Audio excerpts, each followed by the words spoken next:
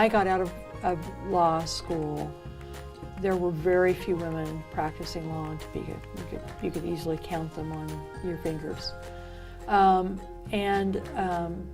Just as we kept running into each other at the courthouse or wherever, we kind of started talking about we need to get together.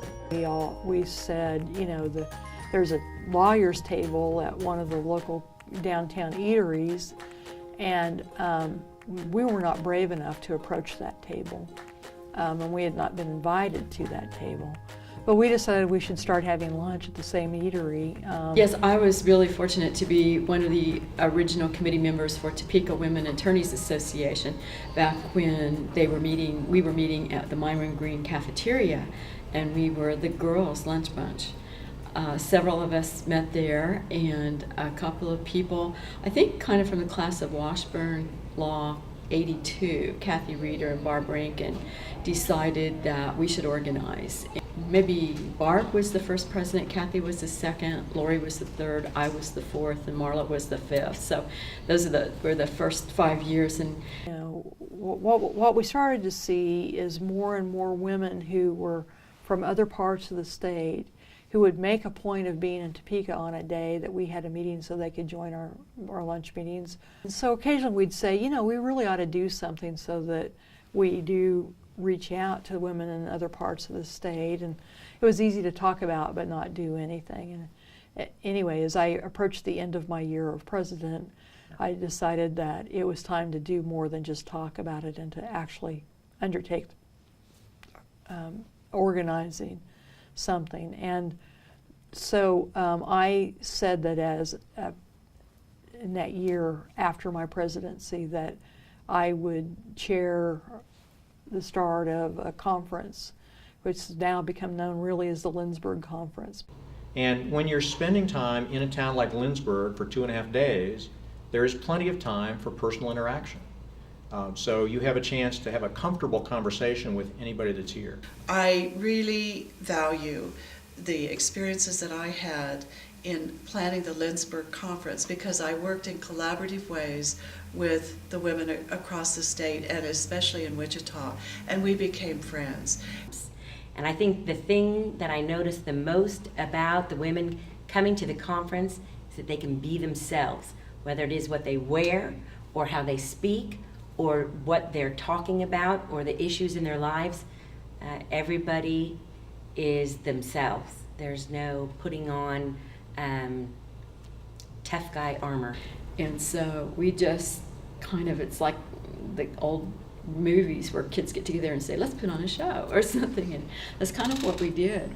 My favorite memory from the Lindsborg Conference is the karaoke night. And Ann Zimmerman, who is actually a singer whose tunes you can buy on iTunes and I have on my phone, pulled me up to do YMCA. And so I got to sing with an accomplished singer. My experience with this conference I describe it as empowering.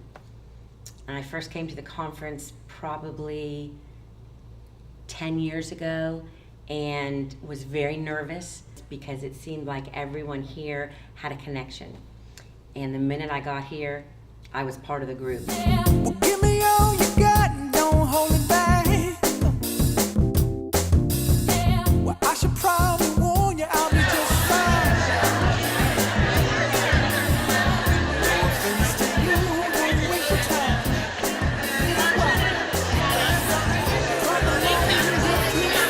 Like a room without a roof. Clap along if you feel like happiness is the truth. Have fun. That's the main thing we do at Lindsborg is we have fun. And I think that's why it's been successful, is that people feel they can go there and be themselves and, you know, just relax and enjoy with their colleagues. And over 25 years, we've all formed friendships. People we would probably not have even known if we hadn't had Lindsborg that have brought us together. It means the Lindsborg Conference means a lot of things to me. It is honestly partly a reunion to get to see friends from around the state and even out of state and out of this country. I don't get to see very often otherwise. It really has been a connection to the other women in my profession for all the years. I think the other thing is that there is a sense for me of gotta think of the word. So being rooted in something. Yeah. Important to say that the Kansas Women's Attorneys Association has been a very important part of my development. When I needed nurturing, especially in some of those earlier days, at the very beginning of the Lindsborg conferences and when we were just forming very small women's attorneys organizations, I was not only nurtured and encouraged by that, I felt a sense of community that now has grown so large, but I give it to the Kansas women attorneys who, even in those very early days, banded together. The legacy that was left to us by the Women Attorneys Association that existed really is almost a century ago now. Before women could be a part of the formal bar, they had a separate bar association. And when you look back at the minutes of that organization, what you find is a group of women committed to advocacy for women and children. And Kansas was not a likely place for such a vigorous group of women attorneys, and it has been a real boost to the state to have these remarkable women attorneys.